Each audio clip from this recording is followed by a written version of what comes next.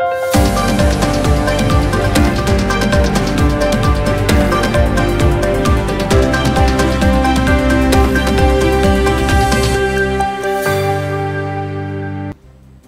शंखनाद न्यूज चॅनलच्या या वृत्त विश्लेषणाच्या कार्यक्रमात मी सुनील पुहीकर आपलं सगळ्यांचं स्वागत करतो। संपूर्ण देशात लोकसभा निवडणुकीची तयारी सुरू झालेली आहे। लोकसभा निवडणुकीसाठी मतदानाची प्रक्रिया सुद्धा सुरू झाली आहे।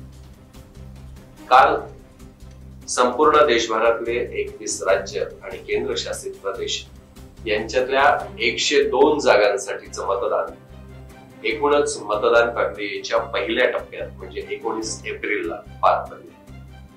मात्र या मतदानामध्ये सगळ्यात कमी मतदानाची टक्केवारी राहिली असं म्हटलं जातं। विशेषतः पूर्व विदर्भामध्ये झालेलं मतदान सरासरी 62% मतदान झालेलं आहे आणि नागपूर शहरात तर 54% मतदान झालेलं। रामटेक मध्ये 59% मतदान, चंद्रपुरात 63% सरासरी, भंडारा गोंदियामध्ये 64% आणि चंद्रपूर आणि गडचिरोली चिमूर मध्ये 70% मतदान एकूण झालेलं आहे। वेगवेगळ्या राजकीय पक्षांनी आवाहन केल्यानंतर सरकारी यंत्रणेच्या माध्यमातून जनजागृतीची एक विशेष मोहीम राबवली गेल्यानंतर मतदानाची टक्केवारी कमी का व्हावी हा मात्र चिंतेचा आणि चिंतनाचा विषय ठरला आहे। नागपूर शहराचा जर आपण विचार केला तर 54.64% मतदान या मतदारसंघामध्ये झालेलं आहे। ज्या पद्धतीने शासकीय यंत्रणा जनजागृतीची मोहीम राबवत होती आणि राजकीय पक्षांच्या माध्यमातून सुद्धा 100% मतदान झालं पाहिजे याच्यासाठीचे प्रयत्न सुरू होते, त्याला मतदारांनी दाद का देऊ नये हा प्रश्न महत्वाचा आहे। हे काही पहिलंच वर्ष नाही की ज्या वर्षी मतदान कमी झालेलं आहे। गेल्या अनेक वर्षांपासून मतदानाच्या संदर्भातली नागरिकांची उदासीनता जी आहे ती प्रकर्षाने समोर येते आहे आणि मतदानाकडे पाठ फिरवण्याची नागरिकांची भूमिका ही संपूर्ण देशाच्या दृष्टीने एक चिंतेचा विषय ठरावा अशी बाब आहे। यावर्षी अगदी सुरुवातीच्या काळापासून मतदानाची टक्केवारी वाढली पाहिजे याच्यासाठीचे प्रयत्न झाले।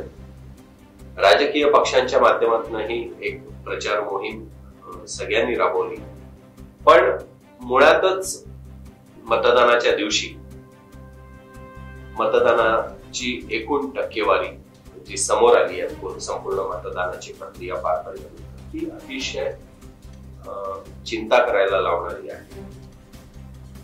या सगळ्यांची कारणं काय असावीत असा विचार जेव्हा केला जातो तेव्हा एक उन्हाचं कारण आहे की 40 डिग्रीच्या आसपास काल तापमान होतं आणि त्याचा एक स्वाभाविक परिणाम म्हणून मतदानाच्या टक्केवारीवर तो झाला आणि मतदानाचं प्रमाण कमी झालं।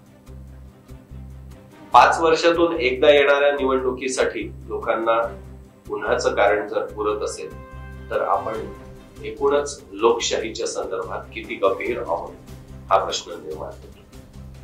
दुसरीकडे उमेदवारांनी मतदारांना गृहीत धरणं हाही एक भाग या मतदानाच्या कमी टक्केवारीसाठी म्हटला जातो की उमेदवारांनी मतदारांची फारशी चिंता न करणं। एक काळ होता की मतदारांना घरातून काढण्याचं काम विविध राजकीय पक्षांचे कार्यकर्ते करायचे आणि घरोघरी जाऊन चिठ्ठ्या वाटल्या जायच्या। मतदानाच्या दिवशी तो प्रकार योग्य आहे की अयोग्य आहे हा वादाचा प्रश्न ठरेल, पण मोहल्ल्यात गाड्या फिरायच्या आणि मतदारांना मतदान केंद्रापर्यंत घेऊन येण्याची, त्यांना मतदानासाठी प्रोत्साहित करण्याची एक व्यवस्था असायची जी आता त्याचा अभाव कुठेतरी जाणवतोय आणि उमेदवारांनी मतदार त्यांच्या भरोशावर येतील असं गृहीत ठरलेलं आणि त्याचा एक परिणाम असं म्हटलं जातो की मतदार काही घरातून निघाले नाही, त्यांच्यापर्यंत पण पोहोचले नाही आणि त्यांनी पण मतदान केलं नाही, असा हा जो एकूण जे चित्र आहे ते असं आहे. स्वतः मतदारांमध्ये पण जागृतीचा अभाव असल्याचं एक चित्र आहे.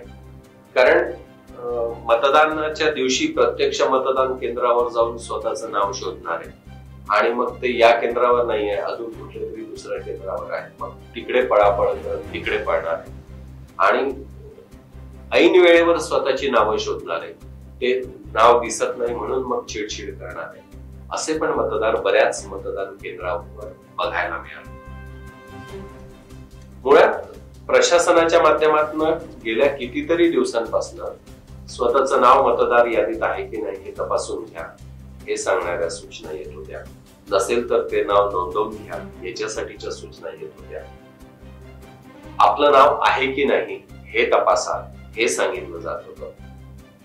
इतक्या सगळ्या सूचना दिल्या गेल्यानंतरही तोपर्यंत काहीच न करता ऐन मतदानाच्या दिवशी स्वतःचं नाव मतपत्रिकेत मतदान केंद्रावर जाऊन शोधण्याचा उपद्व्याप करणारे लोक हे लोकशाहीच्या बाबतीत किंवा एकूणच मतदानाच्या प्रक्रियेबाबत किती जागरूक आहेत, किती गंभीर आहेत, हाही प्रश्न उपस्थित होतो.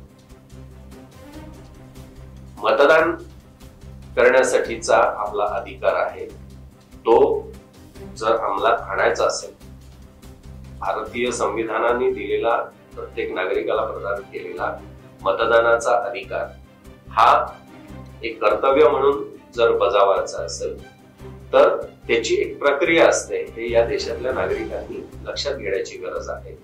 आणि ती प्रक्रिया मुळात मतदार यादीपासून सुरू होते. त्या यादीमध्ये जर आपलं नाव नसेल तर आपण तो मतदानाचा अधिकार बजावू शकणार नाही. एवढी साधी गोष्ट नागरिकांना कळणे, त्यांना ती कळत नसेल तर कोणीतरी समजावून सांगणे आणि मग प्रत्यक्षात त्यांचं नाव नोंदवल्या जाण्यापासून तर त्यांनी मतदान केंद्रापर्यंत पोहोचून प्रत्यक्ष मतदान करणे, या सगळ्या प्रक्रियेबाबत एकूणच जी उदासीनता दिसून आली त्याचा परिणाम म्हणून मतदारांचं मतदार यादीत नावच नसणे हा एक भाग लोकांच्या लक्षात आला. आपलं नाव नाही याची आरडाओरड ऐन वेळी करणं म्हणजे अनेक उमेदवारांच्या नातेवाईकांची सुद्धा नावं नसल्याची उदाहरणं समोर आली आहेत. पण स्वतः मतदारालाही त्याच्या नातेवाईकांची पण नावं जर मतदार यादीत नाहीत हे मतदानाच्या दिवशी जर कळत असेल तर किती विदारक चित्र आपल्या देशात मतदानाच्या संदर्भात आहे हे आपल्या लक्षात येईल. आता मतदानाच्या या प्रक्रियेवर झालेला परिणाम जर आपण बघितला तर स्वाभाविकपणे मतदानाची टक्केवारी घटलेली आपल्याला दिसते. मतदानाच्या या घटलेल्या टक्केवारीवरून तर्कवितर्क लावणं आता सुरू झाल्या. कारण मतदान कमी होण्याची कारणं तर वेगवेगळी आहेत, त्याची चर्चा पण आता आपण केली. पण मग याचे परिणाम काय होतील, निवडणुकीच्या निकालांवर याचे परिणाम कसे दिसतील हेही बघणं महत्वाचं ठरणार आहे. दरवेळेला मतदान खूप जास्त झालं तरी आणि खूप कमी झालं तरी एक तर्कवितर्क करणाऱ्यांची राजकीय वर्तुळातली एक शैली असते. कारण त्याचे अर्थ या क्षेत्रातले लोक लावत असतात. कमी मतदान होण्याचे अर्थ त्यांच्या दृष्टीने असतात काही, तर जास्त मतदान झालं असेल तरी त्याचं विश्लेषण करणारी मंडळी असते. तर सध्याच्या स्थितीत तरी काँग्रेस आणि भारतीय जनता पक्ष जे या संपूर्ण निवडणुकीमध्ये दोन महत्वाचे राजकीय पक्ष होते ज्यांच्यात आपसात लढत होणार होती. कारण यंदा कुठेही तिरंगी लढत होत असल्याचं चित्र नव्हतंच. जवळपास सगळीचकडे महाविकास आघाडी आणि महायुती यांच्यामध्ये यांचे जे उमेदवार आहेत त्यांच्याच मध्ये थेट लढत होण्याची चिन्ह होती.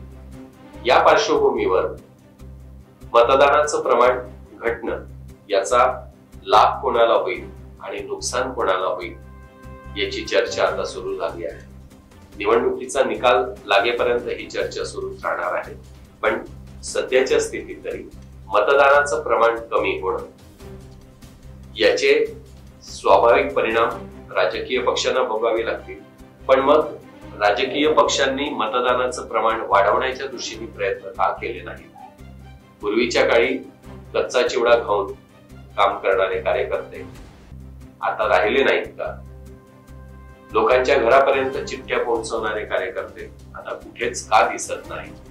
आणि लोकांना घरोघरी जाऊन बाहेर काढणारे मतदानासाठी ते कार्यकर्ते राजकीय पक्षातून आता हरवले आहेत का? की त्यांच्या कामाची पद्धत बदलली? आणि पद्धत जर बदलली असेल तर मग मतदानाच्या स्वरूपात त्याचे परिणाम का दिसून आले नाही? असे अनेक प्रश्न या संदर्भात उपस्थित झाले आहेत. प्रचाराच्या दृष्टीने पण वेगवेगळ्या राजकीय पक्षांच्या उमेदवारांनी जी एक प्रकारची लिथार्जी दाखवली, प्रचाराच्या संदर्भात खूप गंभीरपणे फारसं काही अपवाद जर सोडले तर उमेदवार नव्हते असं चित्र आहे. निवडणुकीच्या घोषणेनंतर वेळ कमी मिळाला असं एक कारण सांगितलं जातं या उमेदवारांकडनं, आणि दुसरीकडे पैसा वाचवण्याच्या नादात त्यांनी आपला स्वतःचा प्रचार करणं, त्या संदर्भात जाहिरात करणं, त्या संदर्भात लोकांपर्यंत पोहोचण्यासाठीचे वेगवेगळे उपक्रम राबवणं, या सगळ्या गोष्टींना फाटा देऊन जे सहज सोपं कमी पैशात होऊ शकेल अशा पद्धतीचे प्रयोग जवळपास सगळ्याच राजकीय पक्षांनी आणि जवळपास सगळ्याच उमेदवारांनी केलेले या निवडणुकीत दिसले, आणि त्याचा स्वाभाविक परिणाम यंदाच्या निवडणुकीत घटलेल्या मतदानाच्या टक्केवारीवर झाला असं दिसून येतं. नमस्कार.